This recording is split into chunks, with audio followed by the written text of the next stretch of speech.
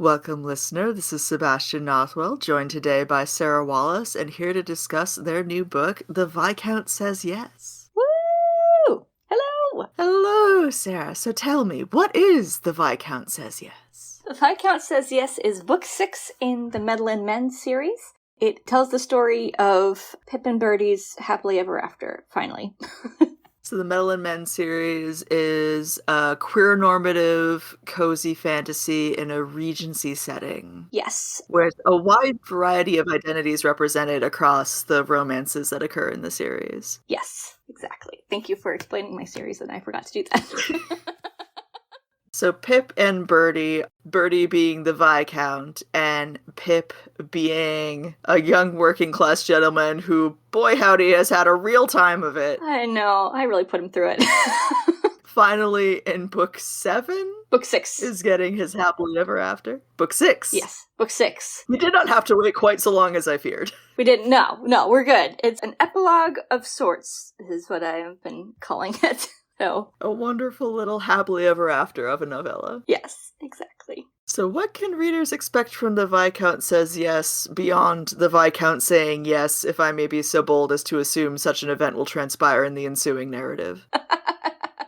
Yes, you can. Be so bold as to assume that. You can expect a very, very soft romance. It is the culmination of a very slow burn that burned through books 3 through 5, and now we're getting to book 6. And you can expect some more magic, a little bit of a magical mystery going on in the story. Extremely low stakes, a dash of plot, but don't expect a heavy amount of plot in this one. It's mostly soft, cozy, and sweet vibes. The plot is, what if something nice happened to Pip? Yes, that is the plot!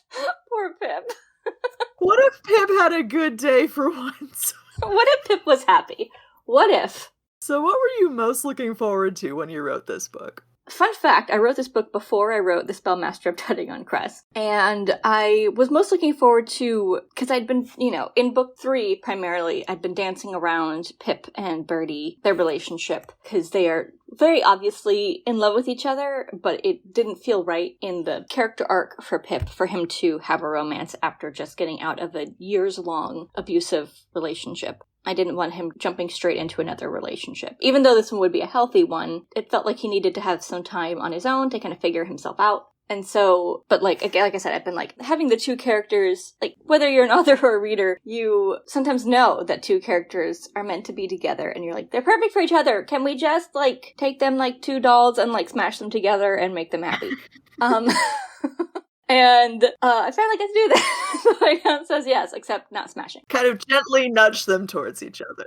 Gently put them in the room together and let them be happy for once. And I also feel with Dear Bartleby and the Spellmaster of Tutting-on-Cress, it's hinted, by other characters and other points of view that Pip and Bertie are continuing their friendship and it's deepening and becoming a little bit more, I don't want to say more intimate because they're not really intimate in a sexual way, but they're continuing to meet up and they're continuing to expand their relationship throughout books 4 and 5, but it's happening kind of in the periphery of the narrative. So it was fun to put them back into focus and just explore what does it look like when Pip hangs out with Bertie?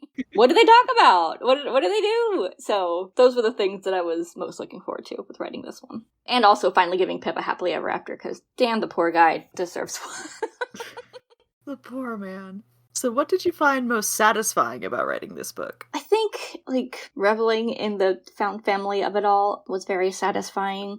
A reader one time wrote they would love to read a whole book of just Pip and Gavin talking. And it is very fun to write those two characters together. And so, having Pip and Gavin chatting in just honest and vulnerable ways was extremely satisfying. And, getting back into Pip's head, but after he's had some time to heal and he's not quite so angsty. He's well out of survival mode at this point. Exactly. So he's had some time to chill out and relax and get to know himself better. And so it was fun to go back into his point of view in a gentler setting, I guess. So that was very satisfying. And I don't know, just like I was saying before, the culmination of a long running slow burn relationship was very satisfying to write because the readers have been wanting it, and I've been wanting to write that, so it was fun to finally do it. Finally, everyone gets what they want, including Pip. Woo! Finally! What surprised you about writing this book? To go back to the Gavin and Pip relationship, I think their friendship surprised me the most. I think one of my favorite scenes in the entire book is a scene where Pip asks Gavin for advice on, like, not advice, but he's, like, admitting to Gavin that he feels like he isn't good enough for Bertie, essentially, and that he doesn't really know what he has to offer in a relationship. And Gavin, who is well-versed in that sort of feeling, is able to give him some very vulnerable and genuine advice. The way I write, I tend to write very quickly. Sometimes my brain is like a few steps ahead of my fingers when I'm typing. And so like it was one of those things where I finished writing and I was that scene and I was like, oh wow, well done, Sarah. That was a great little scene. I can toot my own horn. So like I was just very proud of that scene, and it was like exactly what I wanted that conversation to be and exactly how I wanted those characters to be depicted. And so it was just this really nice opportunity to show those two characters. And like Gavin and Pip do talk several times throughout the book, and their conversations are always a little bit like gentle and soft, a little like two massive introverts with horrible self-esteem trying to give each other courage that they are good enough. Is just a wholesome thing to write for some reason. So I enjoyed writing those. Dare I say relatable content. Yes, I should hope so. Same.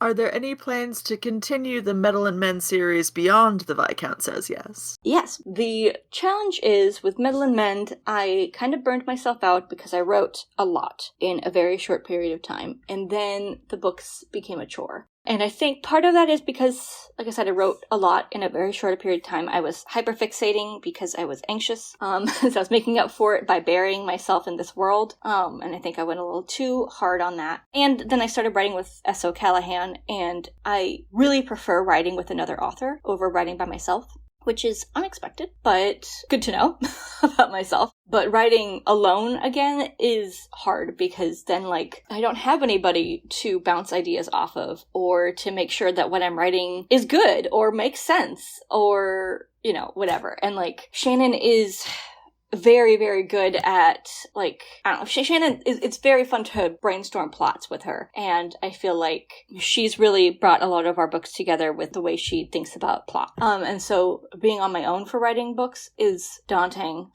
when I have, like, a really great experience writing somebody else. I'm like, oh, man, I'm by myself again? I don't like this.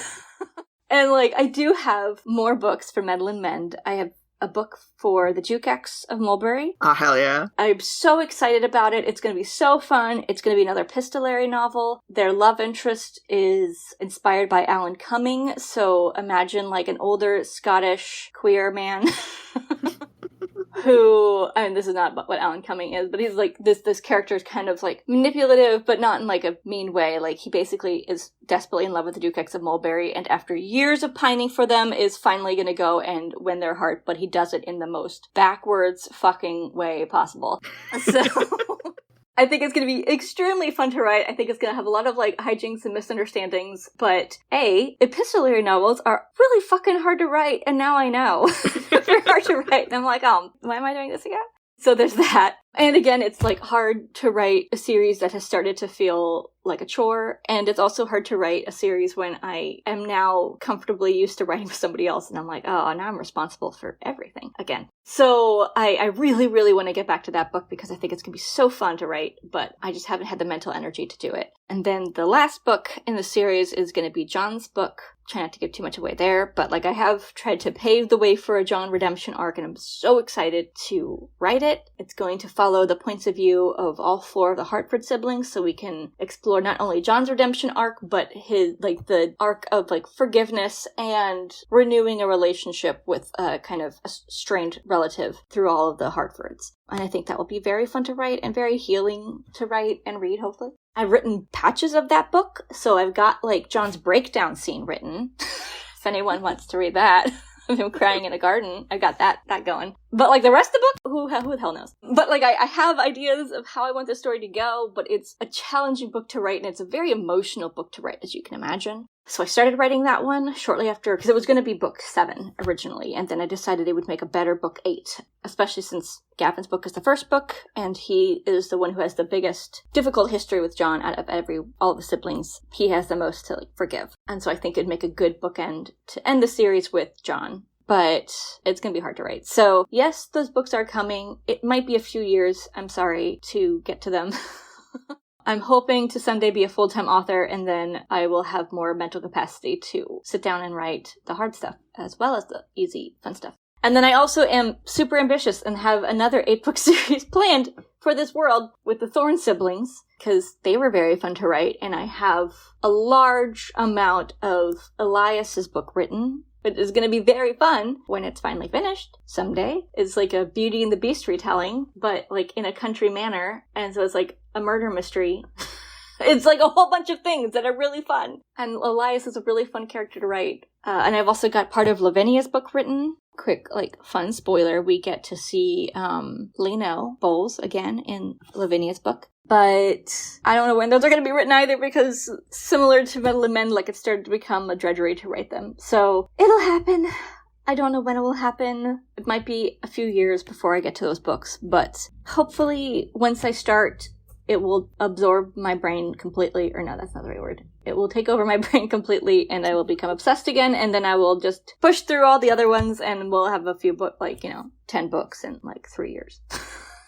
So plenty to look forward to. Plenty to look forward to when I eventually get my brain back in order. But in the meantime, I'm hoping this book offers a nice, ending for readers, so they're not left too much feeling like I let them high and dry with the series. So this will give them a little happy ever after, for now, at least. So where can readers find The Viscount Says Yes? In all of the usual places. It's available on ebook, on audiobook, paperback, hardcover, large print, and dyslexia print. Because I'm releasing it in a kind of a weird way, some channels might be taking a little bit longer to be available than others, because typically I give everything a 2-month runtime to get all squared away, and this time I'm pushing it pretty close to release date so I can make this a surprise. So it's already not a surprise because I've already got 13 orders on Ingram Spark, so that didn't work. But oh no.